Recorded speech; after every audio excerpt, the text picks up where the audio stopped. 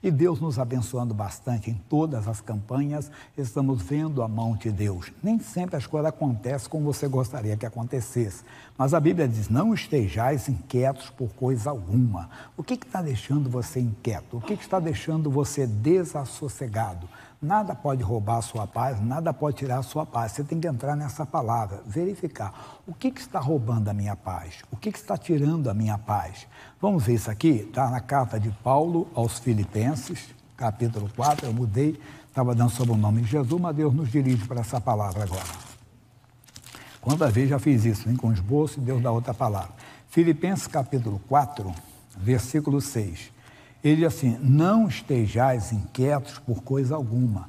E às vezes nós ficamos inquietos com alguma situação familiar, às vezes com a saúde, surge um sintoma ou surge até um diagnóstico, e aquilo nos deixa inquietos, aquilo rouba a nossa paz, aquilo acaba tirando a nossa paz. Às vezes a situação financeira não está indo como você gostaria, você planeja de um jeito, né? Você quer que aquilo aconteça, mas aquilo não acontece. E você começa a ficar inquieto, você começa a ficar desassossegado.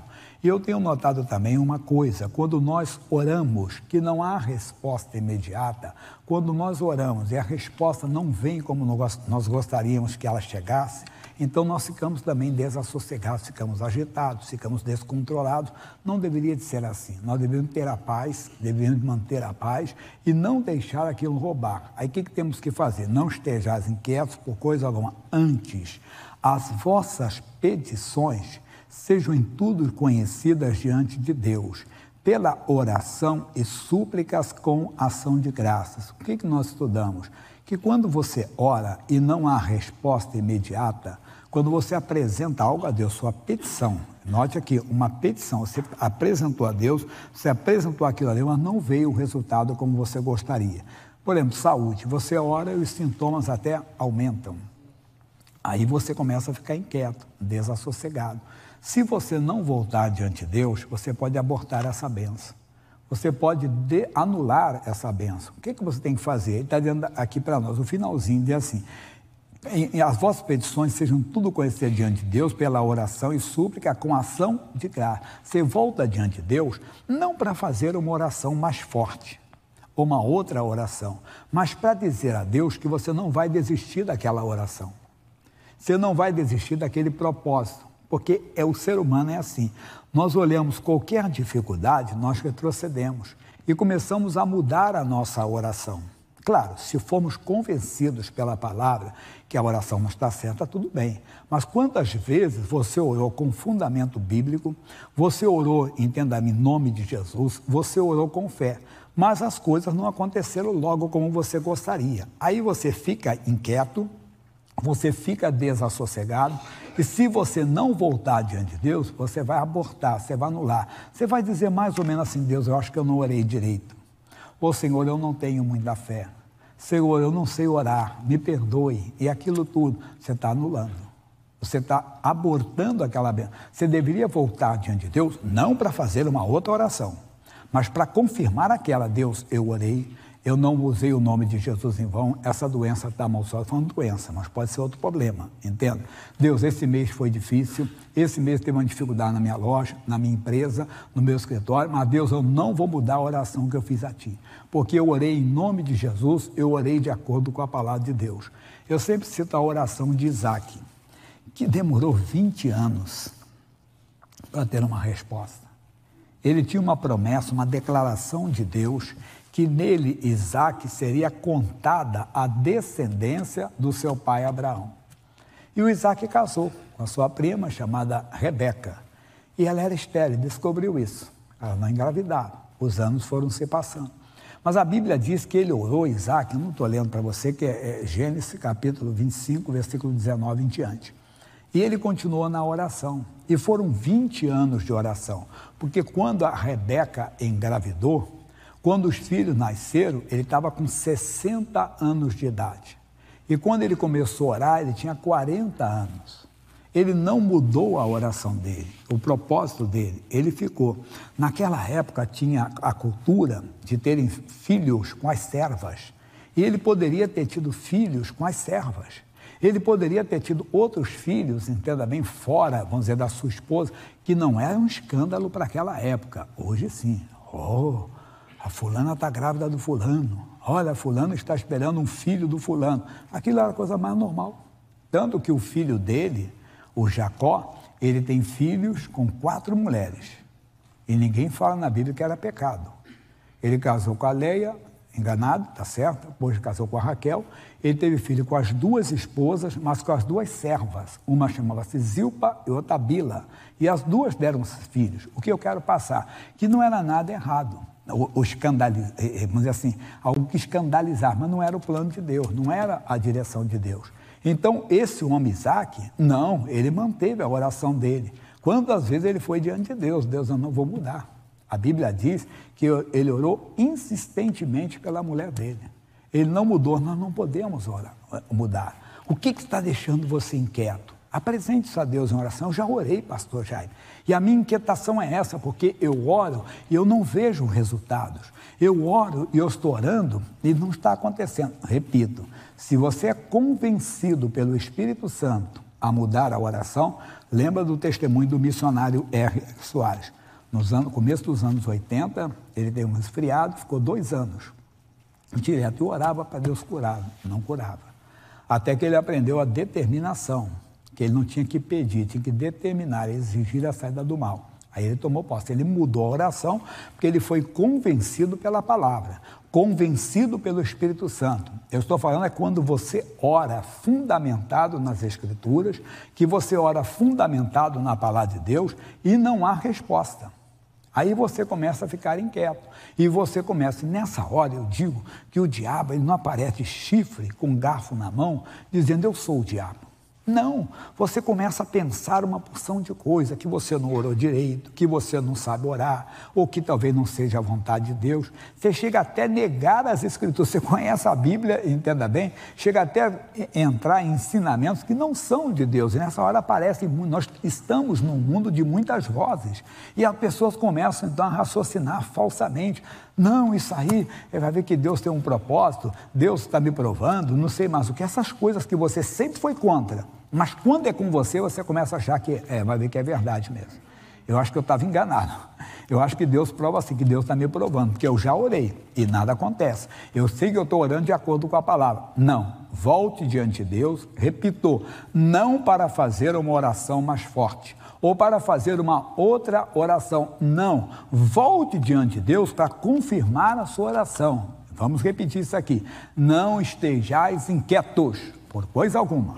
O que está deixando você inquieto? Não fique inquieto. Antes, as vossas petições sejam tudo conhecidas diante de Deus pela oração e súplica com ação de graça. Súplica, o missionário explicou, são pequenas orações. São curtas. Deus, eu orei. Deus, eu não vou mudar. Eu agi em nome de Jesus.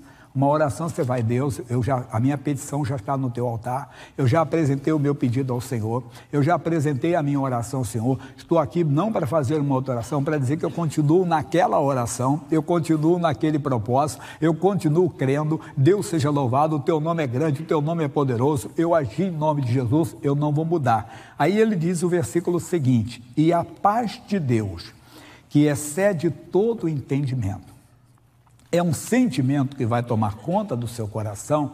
A palavra paz também quer dizer tranquilidade, quer dizer calma também. Então, a paz de Deus, a tranquilidade dada por Deus, a calma dada por Deus, excede todo o nosso entendimento. Está acima da nossa compreensão, de uma tal maneira, olha o que a Bíblia está dizendo para nós, que ninguém consegue entender. E as pessoas chegam a dizer mais ou menos assim, rapaz, eu não entendo, como é que você está tão tranquilo?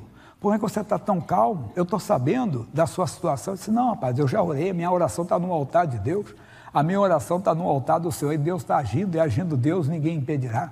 É essa paz que nós precisamos para mostrar ao mundo, essa calma, essa tranquilidade, que é mostrar a nossa confiança em Deus. Que você vai ver que isso é bom, essa tranquilidade, essa confiança de se entregar, se render completamente a Deus, sabendo que Ele é bom em todo o tempo, que todas as coisas cooperam para o bem daqueles que amam a Deus. Aí Deus vai lhe dirigir, se está faltando entendimento, Ele vai lhe dirigir. Lembra, voltando a falar do missionário, Quer dizer, aí veio a explicação, veio o entendimento e pronto, aí cessou aqui. Depois de 2 anos, aquele resfriado cessou, acabou. Mas porque veio tranquilamente. Se tiver que mudar, mas sem ficar inquieto, sem ficar desassossegado, sem ficar intranquilo, ansioso. O apóstolo Pedro, na primeira carta, capítulo 5, versículo 7. Primeira carta de Pedro, capítulo 5, versículo 7. Lançando sobre ele toda a vossa ansiedade, porque ele tem cuidado de vós. Lance, quer dizer, como é que você vai lançar? Vai diante dele. Deus, eu estou ficando inquieto, eu tenho orado, mas eu não posso, Deus, eu tenho que vencer essa minha ansiedade, eu tenho que vencer essa minha inquietação, eu tenho que vencer essa minha intranquilidade. Você vai diante de Deus, apresenta e lança sobre ele. Isso é lançar. Deus, eu orei, eu usei o nome de Jesus, eu não vou me envergonhar, eu não sei, tem que ser valente na oração, intrépido, corajoso. Aí ele diz, sede sóbrios. O diabo quer isso, que você fique inquieto. O que é um homem que é sóbrio? Imagine quando a pessoa bebe alguma coisa no mundo, né? Ela não está sóbria. O álcool entorpece, não é verdade? O álcool tira o quê? O domínio da pessoa, o controle da pessoa. A pessoa que não está sóbria é isso. E você começa a ficar assim, uma pessoa inquieta que parece que não... Tem horas que nós todos estamos assim, parece que nem conhecemos a Deus. Ficamos inquietos, não estamos sóbrios, estamos desassossegados, estamos agitados. Só Deus sabe que eu estou passando uma luta. Não, eu tenho que ir para o altar. Eu estava falando hoje com os pastores, com os obreiros. Nós temos que ser mais presentes no altar. Nós temos que ser mais constantes no altar. Para que quando nós éramos garotos, e quem tem criança em casa sabe disso, quantas vezes a criança passa para a cama do pai e da mãe? Não é verdade? Foge para lá, a cama do papai, da mamãe, a vida do vovô, da vovó, vai para lá. Por quê? Porque ele sente segurança ali. Nós temos um Deus que é mais do que Deus, ele é nosso Pai. Nós podemos ir para a cama, entenda bem, quer dizer, para o quarto, nós podemos ir para esse aconchego. Tanto que Paulo fala aos romanos que nós podemos falar, Abba, Pai. Abba é pai, mas como é que é pai 2 vezes? Essa liberdade chama de papai, meu pai. Meu pai, ele é seu pai. Quer dizer, nós temos que entender isso. Talvez, puxa, quantas pessoas foram criadas sem um pai? Eu conheço histórias, né? Às vezes foram criadas, entenda bem, com um homem que não era o pai, que às vezes não tratou bem, às vezes tem cada história feia, horrível, né? Mas também tem história bonita, eu contei na internet, não é nem aqui no Brasil, não. A moça, a vida toda, o homem tratou dela como filha, entende? Criou ela como filha. Um dia ela conseguiu pegar todos os documentos de adoção, mas tinha que ter a anuência dele, né? Tinha que ter a concordância dele. E ela fez um pacote de presente bonito, né? E levou diante dele com os amigos, todos reunidos, a família reunida.